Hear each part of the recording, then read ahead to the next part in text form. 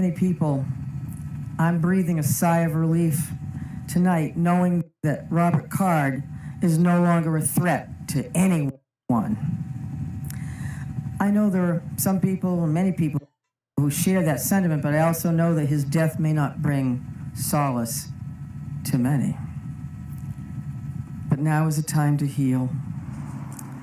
And with this search concluded, I know that law enforcement continues to fully investigate all the facts so we can bring what closure we can to the victims and their families. And I ask that all Maine people continue to keep those families and all of the people impacted by this tragedy in their thoughts and prayers. Lewiston is a special place. This isn't us. Lewiston is a great place. It's a close-knit community of fine people, people with a long history, a history of hard work, of persistence, of faith, of opening its big heart to people everywhere.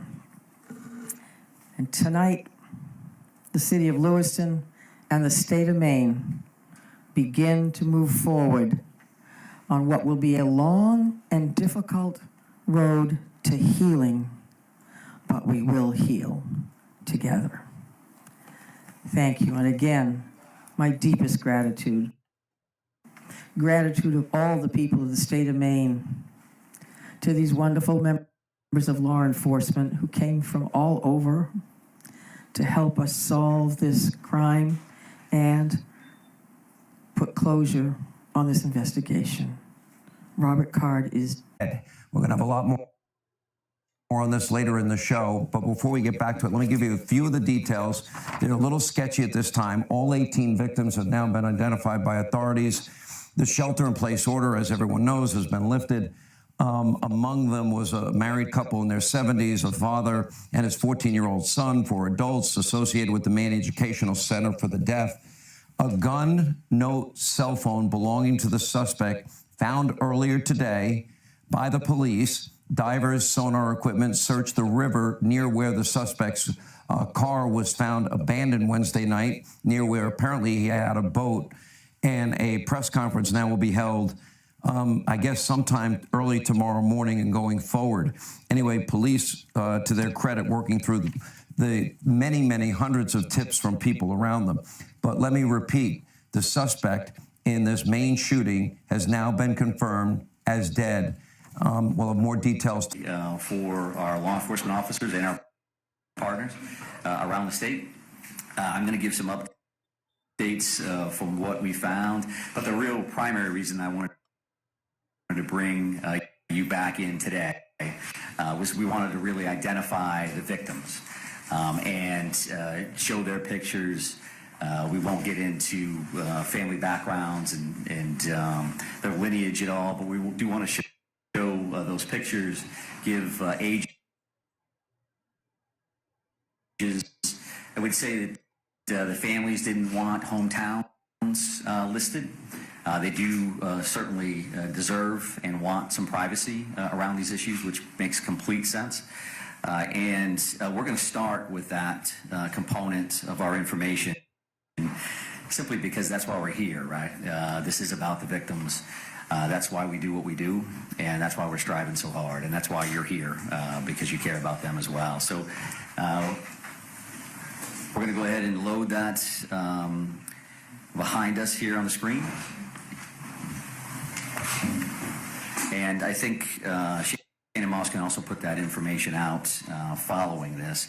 Some specifics here, I would just like to note that the families actually approved these photos, sent these photos in to us for a lot of different reasons. I think some of them show a little of their character, a little bit of relationships, and some other specifics. You'll just see again a picture, a name, an age, and then there's a couple symbols there. And we wanted to be specific enough to what location they ultimately lost their lives at. And again, thank the families for allowing us to even do this. They certainly didn't need to do that. They're working through their own struggles, and rightfully so. So I'm going to start with this, and then ask for just a moment of silence before we continue on to our next agenda item. But that top left, as you see it, and that is Ronald G. Morin, 55. And I won't read the venues. You can put that all together yourself. Peyton Brewer Ross, 40 years of age. Joshua A. Seal, 36 years of age. Brian M. McFarland, 41 years of age. Joseph Lawrence Walker, 57. Arthur Fred Strout, 42. Max A. Hathaway, 35. Stephen M. Vozella, 45. Thomas Ryan Conrad, 34. Michael R. Deloria, II, 51. Jason Adam Walker, 51. Tricia C. Asselin, 53. William A. Young, 44. Aaron Young, 14, his son. Robert E. Violette, 76, and his wife, Lucille M. Violette, 73. William Frank Brackett, 48 years of age. Keith D. McNair, 64. Just have a moment of silence. Thank you.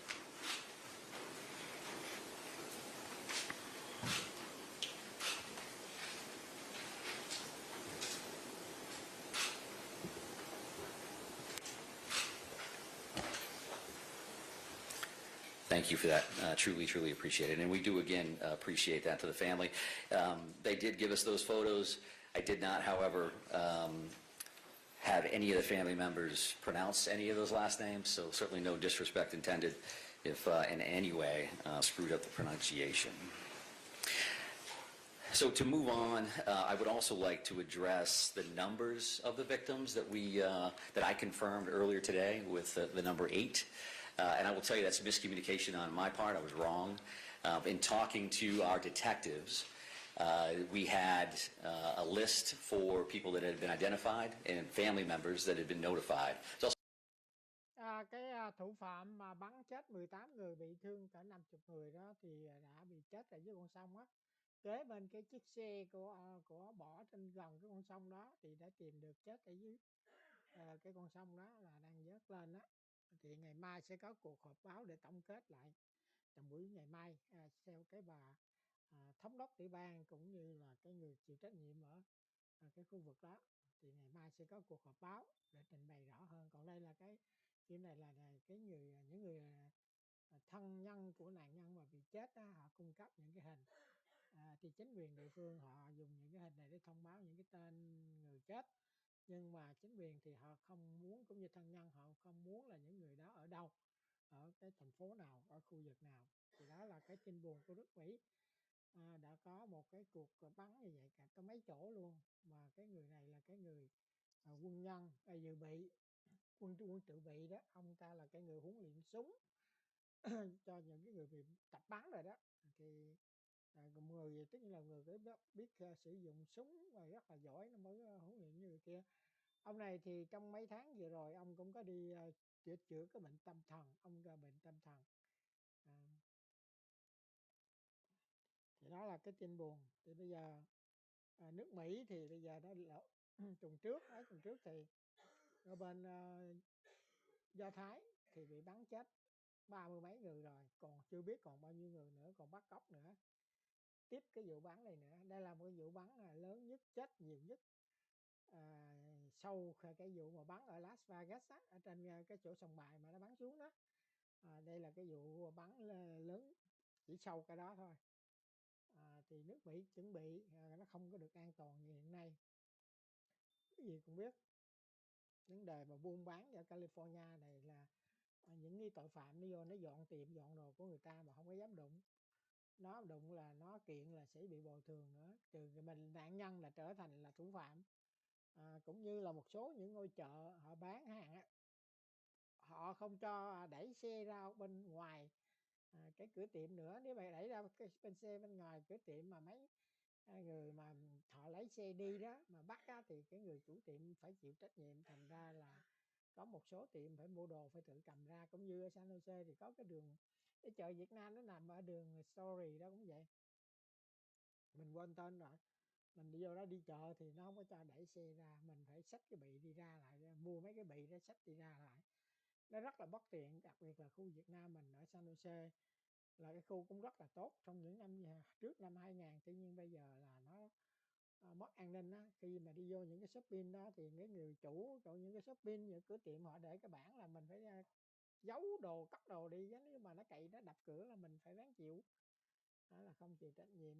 Cũng như ở San Francisco và ở bên Ốc Lăng, cái khu vực của mình ở đây này, cũng gần đây mình ở Bắc California, thì những cái tiệm Việt Nam mà nổi tiếng đã mấy chục năm, 30-40 năm bây giờ cũng phải đóng cửa. Ví dụ như ở cái nhà hàng nổi tiếng, nhà hàng con ngựa Lee Chevelle của Ốc Lăng là 40 năm rồi, rất là nổi tiếng, tổ chức những cái buổi sinh hoạt cộng đồng, và cho nơi đó là những người Mỹ đồ ăn cũng, những người địa phương họ ăn cũng, chứ không phải là người Việt Nam không, cũng phải đóng cửa. Cũng như là bò bảy món ánh hồng cũng khá lâu rồi ở San Francisco, ở đường Gary cũng đóng cửa. Là cái phở mà nổi tiếng nhất phở Hà Nội mà nó nằm ở đường Larkin, khu tiểu Sài Gòn á, Little Sài Gòn đó.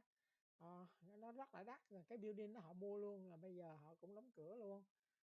Cái tiểu Sài Gòn ở San Francisco hoạt động rất là yếu, bây giờ nó còn lại cỡ chừng 20 mấy % mà hoạt động, còn bao nhiêu đóng cửa bỏ điêu tàn hết, và những người vô gia cư họ tràn lan trong đó, họ bán thuốc bạch phiến, họ hút chích rồi họ ở trong đó luôn. Thành ra rất là cực khổ. Cũng như là cái khu Union Square là cái khu sang trọng gì lớn của San Francisco, khu shopping đó nó cũng đóng cửa là hết 70% rồi, còn những cái thôi thóp ở lại. Cũng như là Bloomingdale, cái shopping mà có Bloomingdale trong đó, đường Market đó là nổi tiếng, du khách đến đó là mua những cái đồ sang trọng, mua xôi sắm, thì bây giờ cũng đóng cửa nguyên cái shopping đó, còn lại chỉ có 20-30% ở trong đó. Và cái chủ shopping, những cái số chủ shopping đó họ đã, còn họ một số họ đã trả lại cho nhà băng bỏ chạy, và đồng thời tiếp tục nó sẽ bị kéo luôn.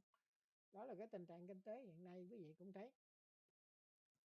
Hồi xưa thì xăng năm năm 2000 xăng California là mắc nhất, chỉ có 2 đồng mấy 3 đồng một gallon, là bây giờ nó lên 6 đồng mấy 7 đồng rồi một gallon. Đồ ăn đồ nó lên quá chừng luôn. Tô phở hồi xưa mình cũng có tiệm phở đó, mình bán chỉ có 8 đồng 10 đồng 11 đồng đó, tùy theo á. Nhưng mà bây giờ mình biết cái tô phở là nó cũng lên là bao nhiêu, vô trong tiệm ăn nó cũng lên, tất cả đồ ăn giặt giá nó lên khủng khiếp luôn. Bây giờ cái đồng tiền bị mất giá, kể cả tiền lời. Quý vị cũng biết mình làm về vấn đề tài chính cho vay, tiền lời bây giờ nó lên rất cao, thì cái người mà đi mua nhà hoặc mượn nợ thì họ trả cũng rất là cao, thành ra rất là khó khăn để mà mượn. Mà những người mà trả tiền nhà tiền lời như vậy thì cũng là khó khăn rồi sống cho họ. Thì hy vọng là cái quốc hội mới ông Mai